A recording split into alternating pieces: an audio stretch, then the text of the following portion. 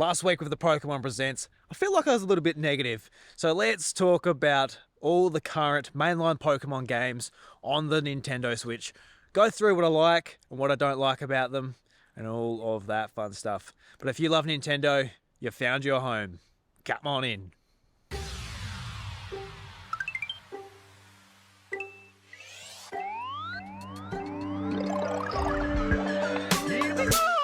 G'day everybody and welcome to the House of Mario, the South Australian Nintendo podcast that is backed by a 120 Power Star rating.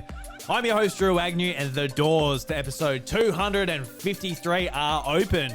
Hope you're going well, hope you're having a fantastic day wherever and whenever you're checking out the show. Hope you're having better weather than we are here in the southeast of South Australia.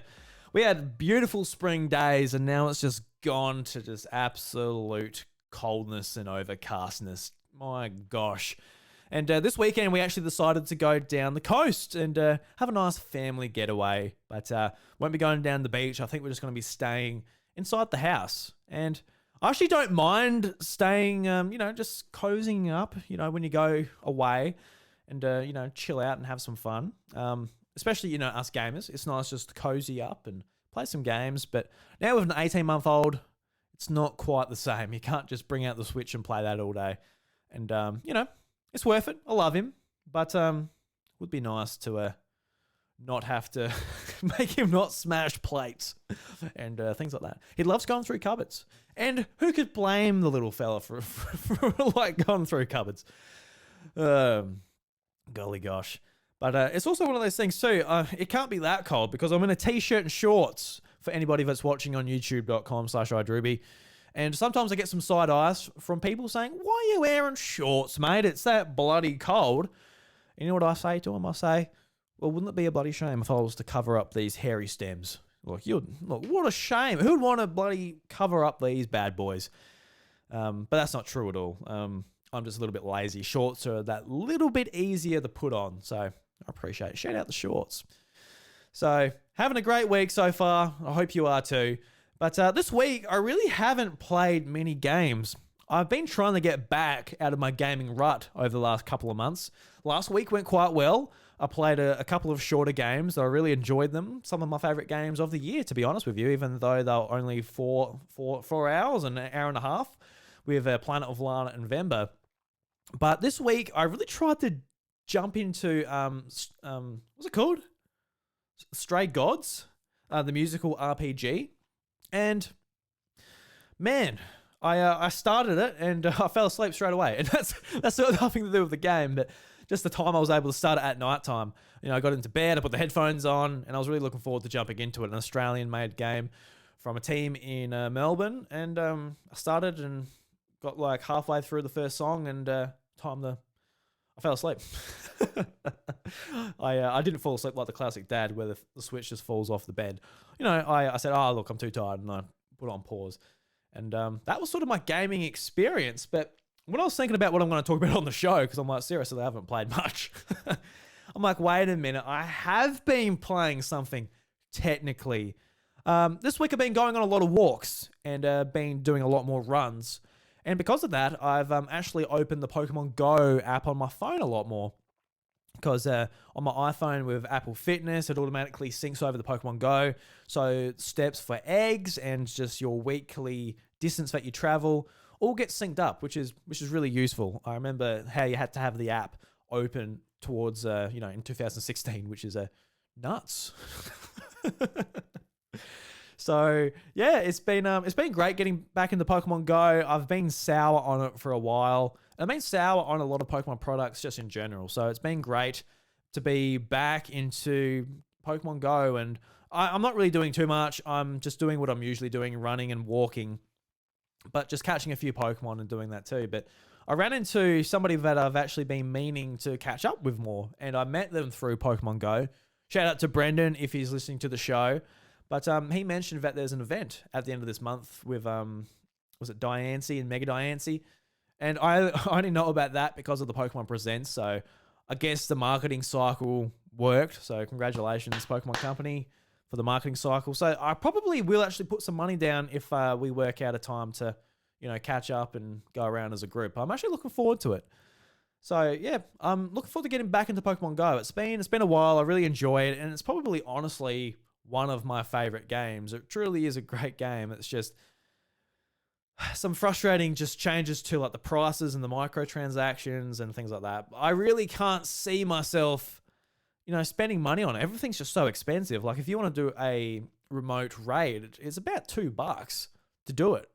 I'm like, Christ. And that's all I was doing was remote raids. And now with for those that don't play, they do raid hours. I think Wednesdays at 6:00. I'm not going out at 6:00. Now that I'm a dad, it's not gonna happen. Even a little bit. And those remote raids really helped. Especially during COVID, but just in general. And now they're very expensive, and you can't get them just through playing the game. So frustrating, but I'll just do some minimal collecting and, some events here and there if I've got some friends to catch up with. It's more of a social event than anything else, and, that's what Pokemon Go is all about. So, yeah, been enjoying that. But apart from that, that's what I've been playing. And, it's been great for helping me get back into running as well. But, with running, it's just that it's something that I really enjoy, but I just haven't done for a long time. It's hard to get back into that momentum. And, I'm slowly getting back into, the hobbies and things that I was doing pre-being a dad, getting the podcast out a lot more and going running. I wouldn't mind start playing drums too. Start playing drums again. That's a little bit loud though. That might be a little bit harder than, don't know. I've got my drums back at the farm. Maybe I'll just go out there and play. Yes, I'm just having to think here. Anyway, don't have to do the logistics on the podcast, but yeah, Pokemon Go. It's back in the rotation. Will it last long? Don't know. I think now that the weather is, we're getting into spring, we're approaching that. When that kicks in a little bit more and the weather's nice, yeah, we might go for walks in that a little bit more. The other day I went for like a 13k walk because Lucas was sick and all he wanted to do was go for a walk in his pram. All right, mate. So there's Drew out for 3 hours doing 13Ks instead of playing Stray Gods or Pikmin 4 or Illusion Island or Jedi Survivor or there's a lot of games in my backlog. Oh, baby. Atelier Ryza 3, that's a big one.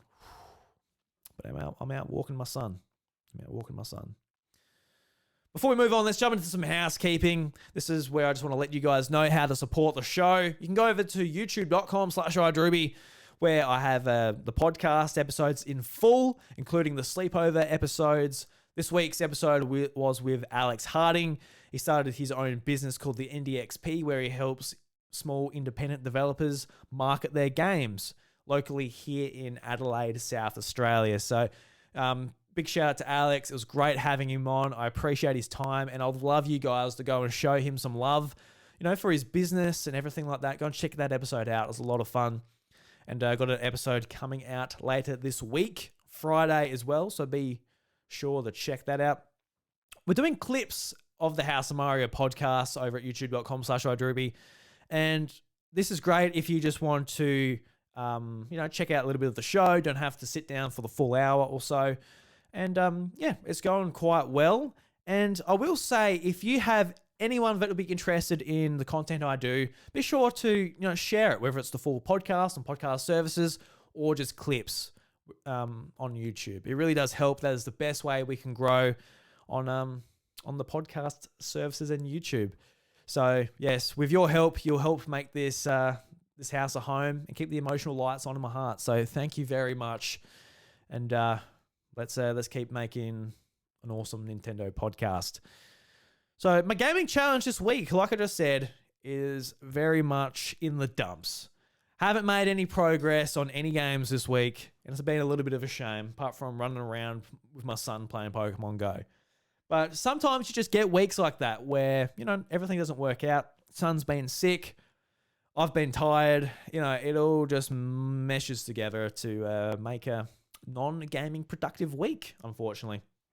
But I am really keen to get into Stray Gods. Like I mentioned, it's a musical RPG. I haven't played it myself. And apart from hearing about it a couple of months ago, I'm really just keen. I was keen just to listen to music. And throughout the songs when they're playing, you're actually making decisions, and those decisions can actually affect the song and the story itself. So I'm very keen to check that out, and I actually didn't know it was an Australian team that made it in Melbourne. So very keen to, have a look, see what it's all about. Bought it. It's pretty expensive. It was like $45. So we'll see how the quality and the amount of time it takes to finish will take. But I think it'll be worth it. If I like the songs. If I don't like the songs, not sure. All right, the Guru Geek Out this week. This is a tribute to my late friend Bobby Pauls, the Nintendo Guru. And during the week, I finally watched Spider-Man Across the Spider-Verse. This is the sequel to Spider-Man Into the Spider-Verse. Cross, I can't even remember the name of the first one. They're mixing together a little bit, but the brand new animated Spider-Man movie. It came out on Apple TV, so I bought it and watched it there. Watched it on my iPad at nighttime. Didn't fall asleep during it, so that's a plus. And I really enjoyed it. I loved the first movie. This movie was just, I don't know if it was bigger and better. It was bigger. I don't know if it was better. Not sure, but I really liked it. And it's quite long, 2.5 hours. And sitting down and watching it, especially towards the end, I'm like, there's like 12 minutes left. And the story was like nowhere near done. So the story just finishes on a massive cliffhanger, which I was not ready for. And typically with superhero movies, you're sitting down and you're thinking to yourself, you know what's going to happen. There's a setup, there's the middle, and then there's the end with the big fight and the dude dies. And that's what we're looking at when it comes to these movies. But this was different, man. There's a whole other sort of situation that popped up, and I didn't know if there's going to be a sequel so soon. But now I'm just sort of itching for that next movie to come out to see where the story goes. So just a massive shout out to Spider-Man Across the Spider-Verse. A really awesome movie. It looks and sounds beautiful. It's just a really heartwarming character. And I loved how there's so many Spider-Man references in there, and there's way more than what I would understand. But there was a quick reference to like the Insomniac Spider-Man game on PlayStation 4. And just multiple other ones. I haven't really read any Spider-Man comics, so I'm not that familiar with what's going on within the Spider-Verse. But really cool. Can't wait for the next one. Maybe if I knew there was such bigger cliffhanger, I might have hung on that little bit longer. I don't know if I would have. But part of me is like, I just want the next movie to watch like the following week. So a little bit frustrated. And my shout out this week is to none other than the Hungry Gamers host, my good friend Brendan White, for returning to the podcasting scene after a couple of weeks. Well, a couple of months after his co-host, Ali Hart. they're not a couple. They're not married. Ali Hart left because she's in America. She's doing bigger and better things with her life, I guess. Not bigger and better things. You can't get any bigger and better than the Hungry Gamers. But Brendan's changed things up. He's had a couple of months off. He's brought the show back in a brand new format. Got rotating guests. With starting off with John O'Peck, which is really cool. It was great listening to the first episode back. Brendan's just got so much charisma, and his personality is fantastic. And having Jono back on a gaming podcast too. Really good hearing Jono again. He's taken a bit of a hiatus from podcasting since he's doing video game writing. Got a new bub. He's got 2 kids. Probably writing another book. I don't know. Jono seems to do everything. He's Jono's a real inspiration as well. But big shout out to Brendan, man. Brendan's one of the nicest people I've met while doing podcasting. Listeners of the show years ago will know we joined the 8-Bit Collective. This was a group of podcasts Brendan was trying to get together, make a network. And, over time, it didn't really work out, mainly due to, just it takes a lot of work to wrangle a bunch of nincompoops like myself and Bryce and Buddy Watson and all these people together. So, that fell apart, but I feel like, we're always linked in that way. And I've got a lot of respect for Brendan. And I hope the Hungry Gamers comes back bigger and stronger than ever. So anybody that's listening to this wants a gaming podcast to listen to. We have a bunch of heart, a bunch of humor, and a bunch of love. Go and check out the Hungry Gamers podcast and have your appetite satisfied, because my God, I was stuffed after listening to the episode last week. Absolutely fantastic stuff. All right, let's move on to the main bit of the show this week. and we're getting through it very quickly. There's not a whole lot to talk about, but I want to bring some positivity when it comes to talking about Pokemon. And last week, man, look, I understand that, the Pokemon Presents wasn't what I wanted. And I wasn't expecting anything from it at all, to be honest with you. I'm just in a place where Pokemon's like, what are you doing, man? Please just... I feel like I'm not being respected. And I think in a lot of ways I'm not. But there is still a lot to love about Pokemon, both old and new. So I thought this week I'd grab my handful of Nintendo Switch games, the mainline Pokemon games on Nintendo Switch, and go through them and sort of talk about, what I like about them and, I guess what I don't like about some of them as well. But, Pokemon on Switch, it's been interesting. I've had a lot of fun playing all of these titles on the Switch. I think some have had, some great highlights and some others have had, some not as favorable highlights. But that is what it is, isn't it? I guess, that's life. But let's start off with Pokemon Let's Go Pikachu, Let's Go Eevee. Got them both physical here. And they're actually, both in their wrap. A bit of an ASMR for us all. Oh, that sounds nice. Yes, they're both still in the wrap. I've got Pokemon Let's Go Pikachu digitally. And I went and bought Let's Go Eevee. It went out of print a little bit here in Australia. It was just, all I could find was Let's Go Pikachu. And I wanted to get Eevee just so I've got all the games. And I couldn't find it. And I eventually found it in Big W. You can tell by the sticker, which no one can see unless you're watching the YouTube version. But finally got that. And now they're back in print pretty regularly. So didn't have to jump on that bandwagon. Could have waited for a sale. I think I bought it full price or $10 off. But regardless, I guess Switch games don't go on sale that much.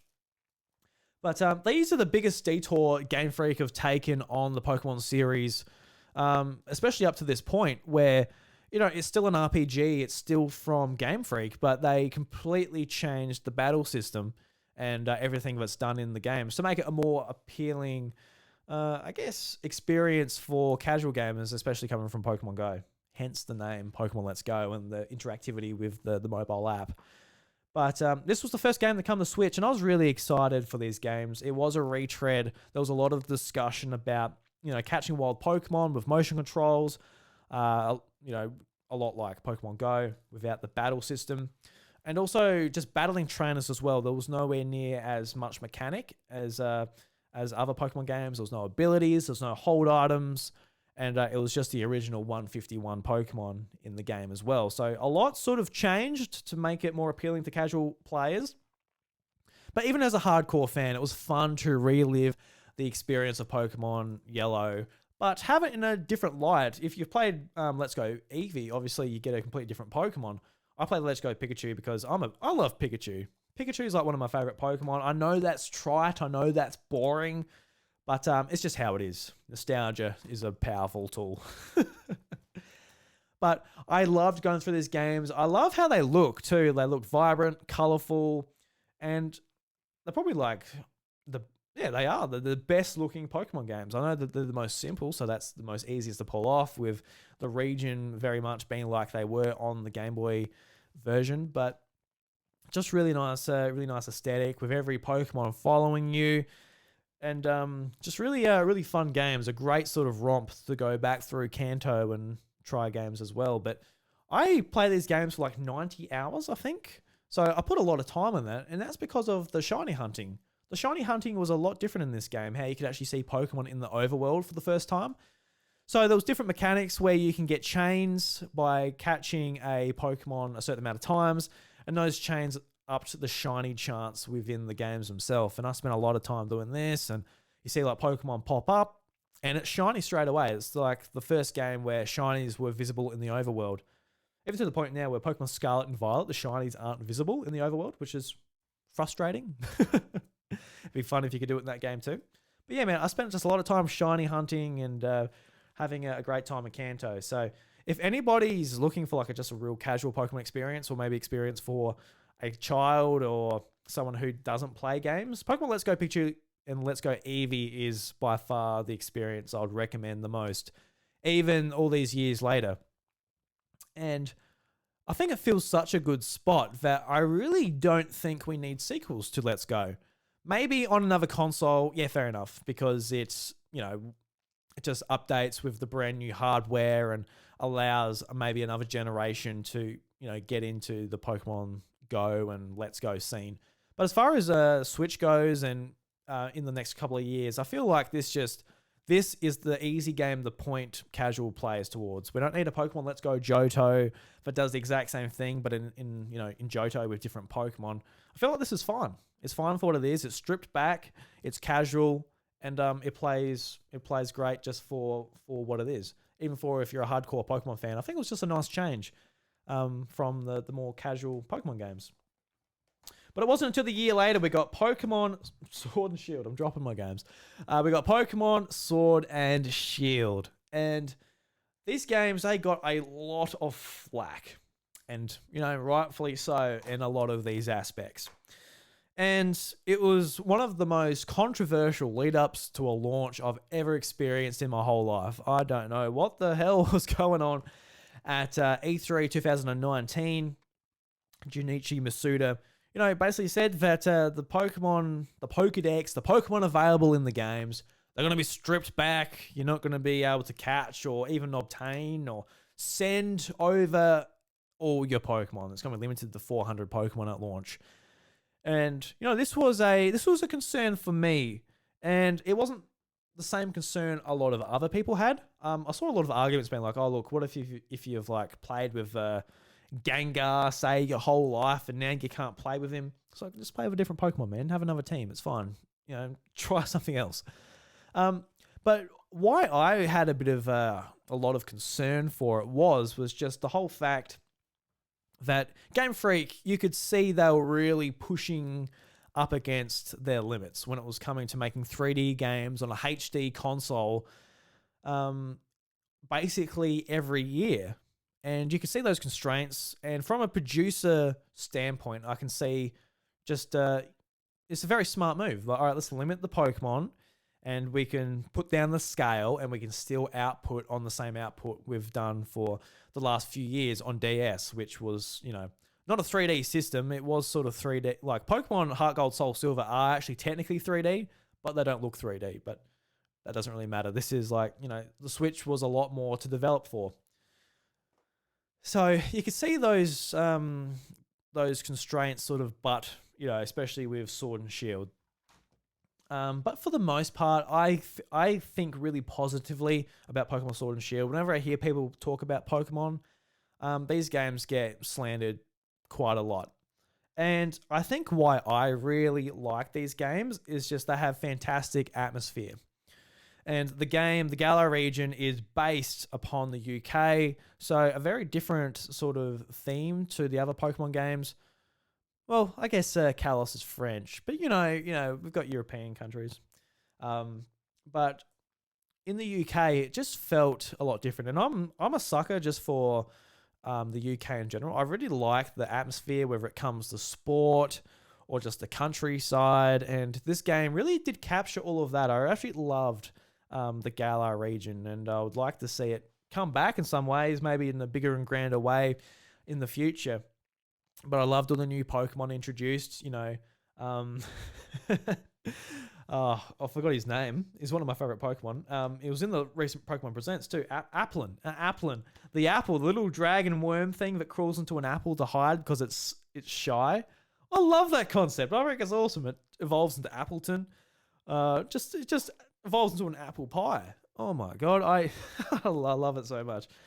And the whole gym leader scene as well, where it's treated like football, where it's got a league, rotating gym leaders, and you go into a stadium, there's a cheering crowd. I thought it was awesome. It was way better than just the atmosphere of the gym leaders in Pokemon Scarlet and Violet, in my opinion. And the DLC, the first time we got DLC for a Pokemon game as well. And I loved the DLC, a brand new area to explore, a lot more open and more interesting than the wild area introduced in Pokemon Sword and Shield. So there's a lot to love when it comes to Sword and Shield. Was it the big upgrade from 3DS games? No, it wasn't. Most of the game was played at the very same perspective, only the wild area being like 3D with a 3D camera. But I really loved, going through the Galar region and the gym leader challenge. And I enjoyed the characters too. I thought they were really great. I know they get a lot of flack too, but personally, I really enjoyed Sword and Shield. But I definitely see the problems that were with the game. But nothing compared to this. So I've talked a lot about these games. This is Pokemon Brilliant Diamond, Shining Pearl, remakes of Pokemon Diamond and Pearl from Nintendo DS that came out Japan in 2006. So a long time ago. And typically with the Pokemon remakes, we get absolutely fantastic remakes. Pokemon Heart Gold, Soul Silver, definitely standouts when it comes to remakes of the game. So we get brand new graphics. That's just obvious when it comes to a remake. But the biggest thing is just the brand new mechanics from the current generation of Pokemon into the older generation. So with Heart Gold, Soul Silver, we got two brand new generations of Pokemon introduced into the Johto region, as well as the Battle Frontier, a brand new Safari Zone, and a bunch of stuff. Like they're by far probably one of the strongest Pokemon games in the whole series. And when it comes to remakes, we kind of expect just the games to be just kicked up a notch.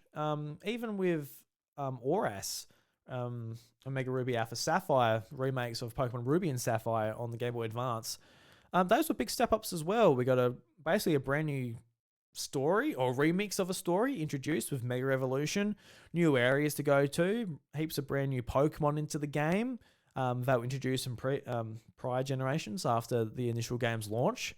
So there's just a bunch of stuff, just mechanically, and new Pokemon and graphics and everything that's going on. But Game Freak with these games took a really strange approach. So these were outsourced to a company called Ilka, and those were the developers behind Pokemon Home, the application on your Switch and mobile. And these were like the first games that Game Freak didn't handle within the mainline series. And in some ways it shows a lot, because all it is pretty much is Diamond and Pearl brought to 3D, which doesn't look that good. Like, personally for me, I don't think Brilliant Diamond Shining Pearl looked that good at all. And it's not because I'm against the chibi art style, but it just looks rushed. And when the game came out at launch, it's like the first Pokemon game that really needed a serious patch when it came out, which is just unacceptable for a game like this on this scale, that it's a remake. It really just was unacceptable. Even like it was a day one patch to put the first cutscene, the opening cutscene into the game, which is like, what? Why was that not in just like the retail version? So if I put my 1.0 version of Brilliant Diamond or Shining Pearl into my Switch and don't update, it's missing a bunch of features, even the opening cutscene. So this is a point of contention that really frustrates me, and people wanting the same quality of remake with Brilliant Diamond and Shining Pearl that the other generations of Pokemon got, because there's plenty of people that started playing on DS. DS is the biggest selling Nintendo console of all time, and Diamond and Pearl are some of the biggest selling Pokemon games of all time because of that. So there's plenty of people that have massive nostalgia and love for these games. And even to the point where all of the improvements from Pokemon Platinum didn't make it into this game, where Pokemon Platinum, even today, is a better sort of example of a Sinnoh game than these. So very frustrating games, but the nicest thing I've got to say about them is I enjoyed playing through Diamond and Pearl when I was a kid. So having them now as an adult, they were still fun to play through. I played about 40 hours of Shining Pearl. I picked Pearl because that's the game I originally played when I was a wee lad with my DS. And I enjoyed going through the game again, enjoyed hearing the music again and interacting with the same Pokemon again. And the only sort of, noticeable difference about features is that they changed the underground. So you can go underground, there's different rooms that you can go into, catch a bunch of Pokemon. So only area in the games that actually have Pokemon in the overworld, so you can see what's going on and catch them that way, but you just run into them and initiate a normal Pokemon battle. So I had fun with them. They're fun Pokemon games, but they're certainly not what Pokemon fans would want from a Diamond and Pearl remake. But if it wasn't for this next game, I would be a lot more heartbroken about it. But we sort of understood going into it that these were outsourced for a reason because there was another Pokemon game on the way. So we could sort of go, oh yeah, play through that and go, oh, yeah, whatever. Because there's a brand new game coming out, completely different to what we've seen from Game Freak or the Pokemon series. And a mainline Pokemon game called Pokemon Legends Arceus, which is a huge shake-up from other games in the Pokemon series, where it's a third-person action game. You're actually going out into a semi-open world, split up into different areas, but you're actually able to throw Pokeballs, send your Pokemon into battle, run around, collect things, and have actual battles where you're interacting and running around the open world and actually timing when you send out your Pokemon and being a lot more involved with the actual aspect of being a Pokemon trainer. So these games are based in the Sinnoh region hundreds of years before the events of Pokemon Diamond and Pearl. And before then, it was called Hisui. And I actually really loved the whole concept of revisiting an area, a region, but having it based in a completely different time to when you've previously explored it. So you could see like Mount Coronet, you could explore that, and a bunch of places that would eventually become towns and cities in Pokemon Diamond and Pearl. So I really enjoyed the lore aspect of what's going on. Obviously, with Pokemon Legends Arceus, you find out the secrets of Arceus and some different forms of the previous legendaries. A bunch to love here. And it was really cool having just a completely different take on Pokemon where you can sneak up and throw Pokeballs, hit them in the back to have a better percentage of catching them, sending your Pokemon into battle and actively being able to run around and actually genuinely being scared of some Pokemon as well, where they're coming to get you. Oh my God, just send your Pokemon into battle so it can protect you.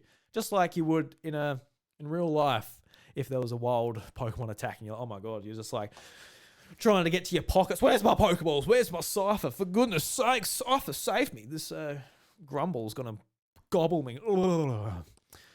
So, yeah, I really love these games. I spend a lot of time going for story, exploring. And another aspect as well, if you're really into Pokemon and you just want something to do, I think filling out the Pokedex was pretty cool too, because you're making the very first Pokedex in the Hisui region. And you don't just catch the Pokemon, add them to your Pokedex. You're like basically researching. You're going and catching them multiple times. You're using multiple moves to just research. Just doing each Pokemon has its own individual task list that you go through, and once you complete them all, you got all the data for that Pokemon, and you complete that Pokedex entry. So, really great game. I loved it. Looking at the graphics and how it performs, not great, and it's definitely got that Game Freak look to it.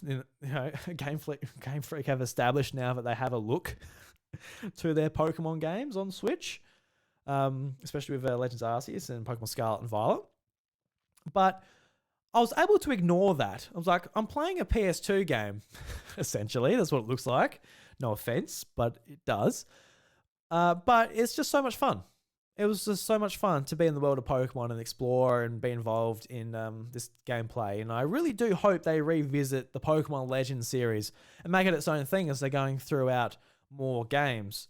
But I would like to see it, stepped up a notch when it comes to just performance and visual gameplay. But that's just a criticism I've got for the Pokemon series in general. But really nice to see Game Freak be able to stretch their legs in a different genre with Pokemon Legends Arceus. And it does make me think, I just thought of this just then, but with this being an action RPG, I wonder if it's sort of inspired them to do their action samurai game with Private Division. They're going out and doing a different take on a game in a completely different series, being published by someone else on every platform apart from Nintendo, I believe. So I'll be interested to see how that works out and see if there's any sort of similarities between the games, and if that game can feed back into another Pokemon Legends game. That'd be really cool. Hopefully it does. Because, absolutely great game. Really love that one. It's probably my favorite. Ooh. Yeah, it'd be up there with Pokemon Sword and Shield. I really like Sword and Shield. Yeah. All right, let's move on to Pokemon Legends Arceus. Oh, not Arceus. Pokemon Scarlet and Violet. The more recent Pokemon games in the franchise. Yeah, I enjoy these games. I've got a lot of criticisms towards them, and they frustrate to me to all hell. Straight off the bat, I know I'm trying to be positive here, but the way these games released, and they still are, still no updates to their performance. I find it insulting as a Pokemon player, and I feel so disrespected. Game Freak, get your shit together. What the fuck is going on? I don't care if you have to put it there every year. Strip it back every 2 years, whatever you've got to do. Have some more spin-offs from another developer. I don't know what you have to do, but you got to spend more time on the technical performance when it comes to this. And it being on Switch is no excuse. No excuse. The Switch can play games, okay? Doesn't have to be the most beautiful thing in the world, but my God. Anyway, Pokemon Scarlet and Violet, the first truly open world Pokemon game where you can experience gym leaders and other story events in any order you like. And playing the game, I really enjoyed myself because with Pokemon Sun and Moon, my biggest criticism of that was I just want to go and explore, catch Pokemon. But in those games, they stopped and talked every single time you stepped a foot into a new town. And I was like, please be quiet. I do not care what you're talking about. You're just talking fluff. It's not even interesting. I'm sick of it. Apart from that, those games are fun. Just, the Pokemon formula of catching Pokemon, raising Pokemon, and taking on the next challenge. Whereas these games, it's stripped that back. It's like, just go and explore, discover new areas, new Pokemon, and have fun. If in amongst all the technical glitches that are happening. But when all that stuff wasn't taking you out of the experience, it was awesome to be in the world of Pokemon and be like, look into the distance, but what is that? What is that apart from just blur? But I can't help it, just make fun of these games. It's so easy. God damn it, Game Freak. Make it less easy to make fun of your bloody Pokemon games.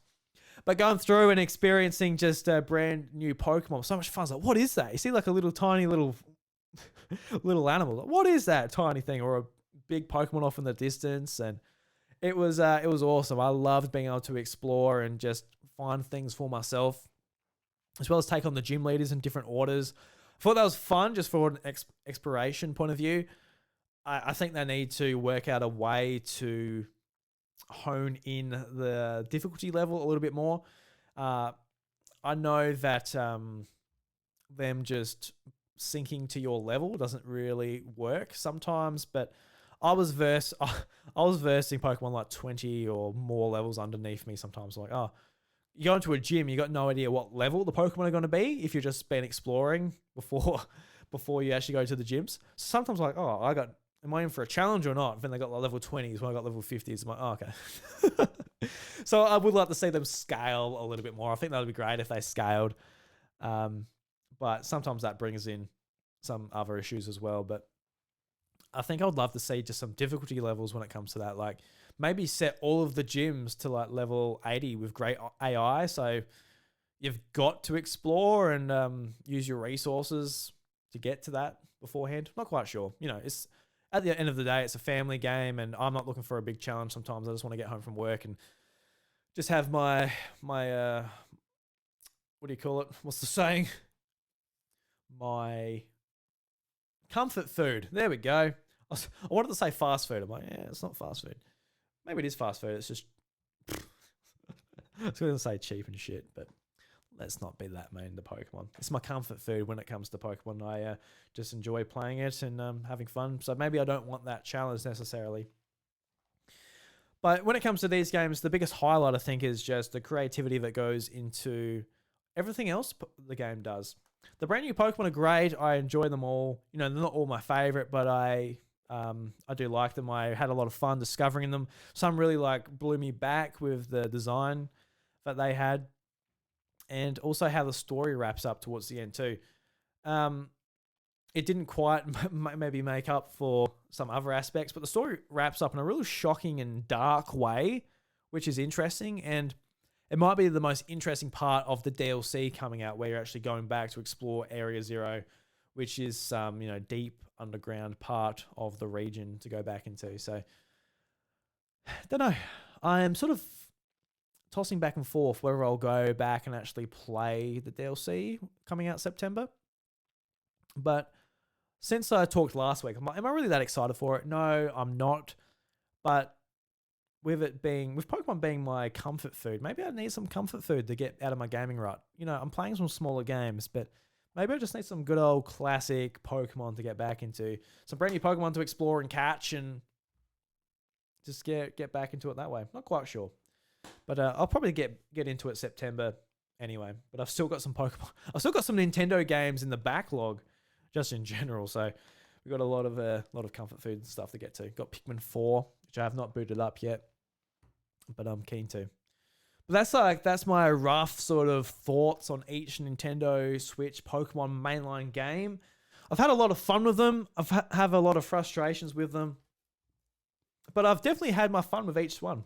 Even the complete, just darkest point of the series, which I believe is Pokemon Brilliant Diamond and Shining Pearl, it's at least got the benefit of being remakes of fun games from my childhood. So maybe not exactly how I wanted them, but looking at these games, I hope that if the quality picks up from Pokemon Scarlet and Violet, where there's not massive lag, there's not just stuff just spasming out, like the lighting and the textures are just going nuts, and people's arms and legs and eyes are just going nuts. I think we're in good hands for the most part. But Game Freak, their biggest problem is just their production. Their production, they're masters at it. They're absolutely masters at getting a game out each year, whether it's working with other parties like Ilka, or it is them splitting their resources amongst Pokemon Legends Arceus and Scarlet and Violet. And I dare say they've moved on to the next game even before those games came out. So they're absolute masters at their production, and I've got nothing against just their ability to get games out, but there's no doubt that they need to just either hire up and get more resources. They've certainly got the money to get the resources, or they need to scale back because they are hurting their reputation, the Pokemon reputation. And nothing else around it really shows me quality either. Pokemon, Detective Pikachu, it looks like a rush job as well. It looks, I'm sure the writing and the voice acting would be fun, be a good story, get a sequel to the game. But yeah, the graphics, man, it's like it needs to look better than that. It's not a very involved game either. It's a point and click adventure. Why does it look like that? And all the mobile games and everything going on. So I'm not that impressed with what Pokemon is doing. But personally for me, I just want to see them, take their time, get their technical aspects in check, get their engine going. I don't know if they would benefit from upgrading or changing their engine. They're still working on a modified version of what they had with Pokemon Sun and Moon on 3DS. But it's not like Game Freak are the ones who are getting told what to do. They have a third of the stake in the Pokemon Company. So the Pokemon Company is made up by Game Freak, Nintendo, and Creatures Inc. So they've got a lot of say about what they do with their games. They can say we're going to step it back a little bit. But I really just don't see that changing or improving. I don't understand how that will work because every time they put out a game, like 14 million Pokemon Legends Arceus, about the same with Pokemon Brilliant Diamond, Shining Pearl, over 20 million copies for Pokemon Scarlet and Violet, the fastest selling Nintendo game of all time. Absolutely crazy numbers every game comes out. So them saying like, oh look, we won't put resources towards a Brilliant Diamond, Shining Pearl, for example, but they'll all go into Scarlet and Violet. It's just, it doesn't make it, there's like $1 billion on the table by them not doing that. And don't know. It's frustrating. It's frustrating from a fan's perspective, but I did want to sort of talk about this on the show just so I can get my frustrations out, but I can also just talk about, it's still a special series. As much as you can see the money hats, as much as you can see, how the sausage is made, just by playing the games, let alone doing some research into it, you can just see that they're rushed.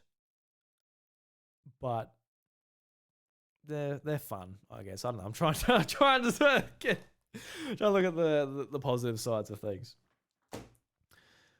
Pokemon, Game Freak. Hope your DLC is good for Pokemon Scarlet and Violet.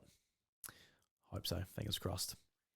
All right, guys, let's start wrapping up with Doug Bowser's hot takes. If you want to send in a hot take for me to defend here on this part of the show, you can send it into Drew at the House of Mario, as well as other feedback if you like about the show or questions or things like that. Didn't ask for questions this week. I need to get back into that routine on Twitter and Discord to ask you guys for questions that I can implement throughout the show. But this week's hot take is Switch cartridges taste good, actually. So let's try and defend that.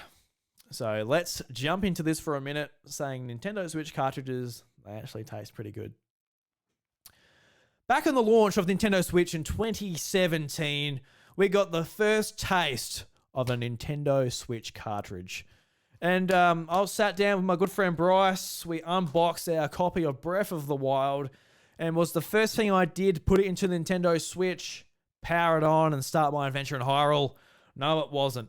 I'll put that bad boy on my tongue because I heard a lot of good stories about about the taste.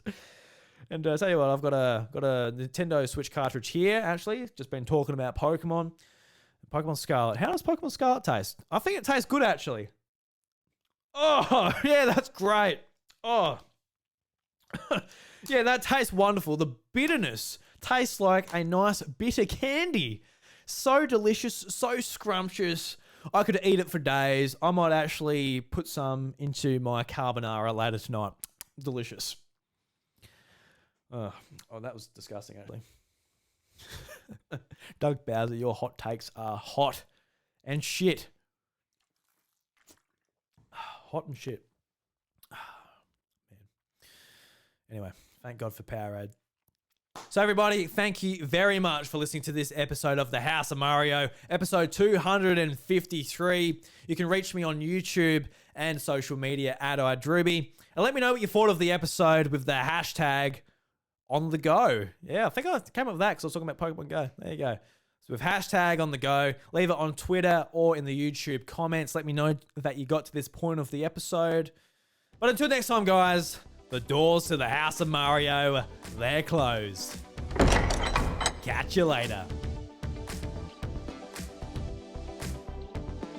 The House of Mario, a Nintendo podcast, is recorded in the southeast of South Australia. It is produced by me, Drew Agnew, and is supported by my kind and generous housemates at patreon.com/iDruby. Call in for my behind-the-scenes podcast, secret recordings, and heaps good. The South Aussie take on a conversational show with my good friend Josh of Nintendvania. A huge shout out to the legends who support me at the iDruby Patreon Mega Feed tier or higher on Patreon, including Brendan Myers, Oliver Chaston, Samuel Hay, DJ, and Lemonade. Let's continue to make passionate Nintendo content as we climb the stairs to 300. Thank you.